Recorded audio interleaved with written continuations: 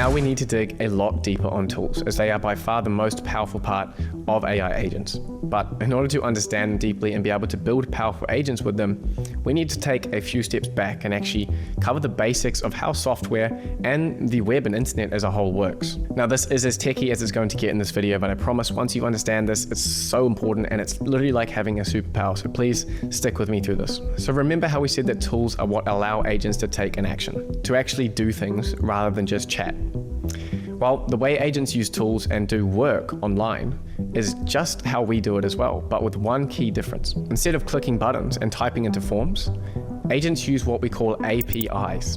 And every time you use the internet, you're actually making dozens of requests to APIs as well and getting responses back, but you just don't realize it. So this request and response pattern happens with almost everything that you do online. These request and response happen through what we call APIs, which are application programming interfaces.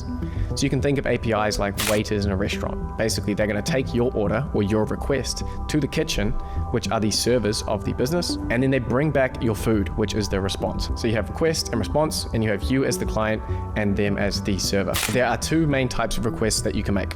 Firstly, either a GET request. This is basically just like asking for information, like checking the weather or looking at the price or loading this video. You're requesting to get the information to do something. Secondly, we have POST requests, which is when you're sending some kind of information, like posting a tweet, sending an email, or uploading a photo. AI agents use these same APIs as their buttons to do things. So each tool an agent has access to use is essentially an API that it is able to call. So the magic step, and what has really caused the AI revolution to kick off, is that we can explain to our agent how to use this API just by explaining how the API works in natural language.